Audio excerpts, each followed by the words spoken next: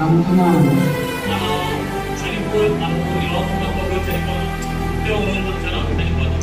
చనిపోయిన తర్వాత మనిషి యొక్క ఇక శరీరం చనిపోతే ఆత్మ శరీరం అలా మాట్లాడు. ప్లీజ్ ఏం మాట్లాడు, వినండి, దయచేసి మాట్లాడు. శరీరం మట్టిలో కలిసిపోతే ఆత్మకు చావు అనేది లేదు. ఇప్పుడు ఈ ఆత్మ మంచి చెడు ఎలా అయితే ఉన్నాయో, మంచి చెడు అయితే ఎలా ఉన్నాయో, అలాగే మనిషి చనిపోయిన తర్వాత ఈ ఆత్మ చనిపోదు. ఈ ఆత్మకు చావులేదు. నీ కానీ ఆత్మకు చావులేదు. ఈ ఆత్మ అనేది భూమి మంచి చెడు ఎలా ఉన్నాయో, పైన పరలోకము నరకం అనేది ఉంటుంది. భూమి మీద మంచి చెడు ఎలా ఉన్నాయో, పైన పరలోకం నరకం అనేది ఉంటుంది. యేసు ప్రభు అని నోడుతోడుకుని యేసు ప్రభు మృతులలో నుండి లేపబడ్డాడని హృదయమందు విశ్వసించినట్లయితే, ఈ భూమి మీద మన పాపాలు ఒప్పుకుని వాటిని విడిచిపెట్టినట్లయితే మనము క్రీస్తులో మనము ఫలిస్తాం. అంటే క్రీస్తులో ఫలిస్తాం, క్రీస్తులా మనం జీవించాలి. ఇప్పుడు మనం ఏంటంటే, ఒకవేళ మనం చనిపోయినప్పటికీ కూడా యేసు ప్రభు వారు యోహాను సువార్త 11వ అధ్యాయం నేనే పునరుత్థానమును నేనే జీవమును అని యేసు ప్రభు వారు అంటారు. నా యందు విశ్వాసం ఉంచువాడు చనిపోయినా బ్రతుకును, బ్రతికి నా యందు విశ్వాసం ఉంచువాడు ఎప్పటికీ అన్నటికీ చనిపోడు. స్తోత్రం కలుగుతుందాక. అమ్మ, ఈ భూమి మీద ఉన్న కొంతకాలం మనకు ఆయాసం దుఃఖమే. సాయంత్రం వరకు కష్టాలు, శ్రమలు, ఇరుకులు, ఇబ్బందులు, సంతోషం ఎప్పుడు తెలియదు, దుఃఖం ఎప్పుడు వస్తుందో తెలియదు, ఎటువైపు నుంచి ఏది వస్తుందో, ఎవరి ద్వారా వస్తుందో కూడా అర్థమైందా? అయితే ఈ భూమి మీద మనం బంగారు ఉంటాం. మనం చనిపోయిన తర్వాత మన ఆత్మకు చావలేదు. ఉండే రెండు దాంట్లోకి వెళ్ళిపోవాలి. పరలోకానికి వెళ్ళాలి, లేకపోతే నరకానికి వెళ్ళాలి. పరలోకంలో ఏంటంటే దేవుడితో ఉంటాం. అక్కడ ఏడుపైనను, వ్యాధనైనను, ఆకలైనను, దప్పికైనను అక్కడ లేదు. అక్కడ రాత్రి లేదు, అక్కడ పగలు కూడా లేదు. అక్కడ ఏడుపు లేదు, వ్యాధం లేదు. అక్కడ నీకు అడ్డు దొరకమ్మా, చీపు కట్టు దొరకు.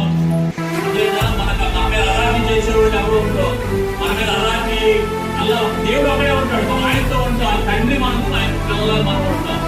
అర్థమవుతుందా? అందుకే భూమి మీద ప్రతి మనిషి కూడా యేసు ప్రభువే దేవుడని, ఆయన మృతులలో నుండి లేపబడ్డాడని మన హృదయమందు విశ్వసించి మన పాపాలు ఒప్పుకొని మన పాపాలు విడిచిపెట్టి ఉన్న 4 రోజులు యేసు ప్రభులా ఎలా అంటే మంచిగా బ్రతకాలి. ఎవరు మనం చేయకూడదు. నువ్వేం చేయకపోయినా పర్లేదు, వీడు మాత్రం నీ ద్వారా కలిగితే ఒక మంచి చేయి, మంచి చేయి, వీడు చేయదు. అదే నిన్ను బట్టి నీ భార్యను బట్టి, నిన్ను బట్టి, మీరందరిని బట్టి అనేకులు ప్రభుని ఇంకా తెలుసుకోవాలి. శుద్ధి కలుగును గాక. మరి దేవుడు నాకు ఇచ్చిన అధికారాన్ని, దేవుడు నన్ను లోకం నుంచి పిలిచి నాకు ఇచ్చి నన్ను రక్షించుకుని నాకు ఇచ్చిన అధికారం బట్టి వీళ్ళందరికీ బాప్తిస్మం ఇస్తున్నానండి, ఏమిస్తున్నానండి.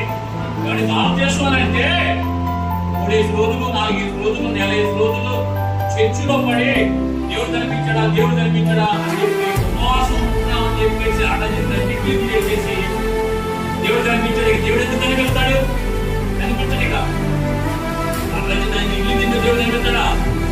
పరిస్థితులు ఎలా ఉంటే దేవుడు కనిపించేంత వరకు ఆదేశాలు తీసుకోవడం కొన్ని చోట్ల చర్చిలో కూర్చోబెడతారు.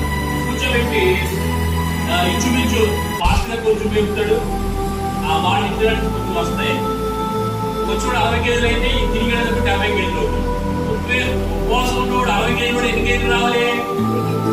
కనీసం 2 కిలోలన్నా తగ్గాలి. ఉపవాసం చేయడం అపహాసాలు చేస్తున్నాయి. కూర్చోవలసిన అవసరం లేదు అమ్మా. దేవుడు కనిపించాల్సిన అవసరం లేదు. నీకు వాక్యం నీ హృదయంలో పెద్దబడింది కదా, నీ హృదయాన్ని కదిలించింది కదా. హృదయాన్ని కదిలిస్తే దేవుడు నీతో మాట్లాడు. దేవుడు వాక్యం సంధించినప్పుడు అది నీ హృదయంలో పనిచేయడం మొదలెట్టిందంటే దేవుడు నీతో మాట్లాడినట్టు. దేవుడే వచ్చి మీతో మాట్లాడుతున్న అవసరం, దర్శనాలు మాకు అవసరం లేదు. స్పాట్లో వాక్యం తీసుకోవచ్చు. ఇప్పుడు ఇదే మీకు అనుకూలమైన సమయం, ఇదే లక్షణ దినం. ఎవరు డాక్టర్స్ లేకపోతే మీరు వారం 10 రోజుల మధ్యలో కూర్చొని అవసరం లేదు.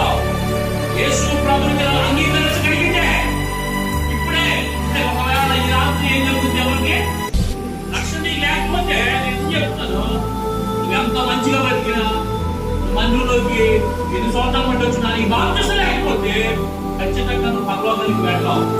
నీ పాపాలు సమాధి చేయబడాలి. నీ పాపాలు సమాధి చేయబడాలంటే బాప్తిసం ద్వారా మాత్రమే.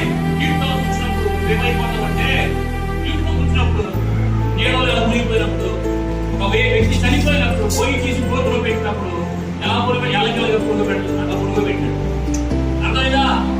నువ్వు ఎప్పుడైతే నీళ్ళ పురుగబెడతావో, దేవుడి సన్నిధానం బట్టి సేవకులుందే ఎప్పుడైతే నీడలో వెళ్ళాయి ఇలా పురుగబెట్టడం చూసినా, ఇలా పురుగబెట్టినప్పుడు ఆ నీడలో వీళ్ళ పాపాలు స్తోత్రం తల్లి గర్భంలో నుండి పైకి వచ్చిన మొదలుకుని ఈ రోజు వరకు ఎన్ని పాపాలు చేశారో ప్రపంచంలో ఉన్నదండి. దేవుడు పైకి రావడమే తల్లి గర్భంలో నుంచి కొత్తగా ఎలాగైతే చేపిస్తారో ఆ జీవితానికి చెప్పండి. ఇక్కడ ఏం చేయలేమో, ఇక్కడ ఏం చేయాలన్నా పరిపూర్ణంగా బ్రతకాలి. స్తోత్రం చెప్పండి. హల్లెలూయా. దేవుని కొరకు బ్రతకాలి, దేవునిలో బ్రతకాలి. మాట దేవునిలా బ్రతకాలి. ఆమేన్.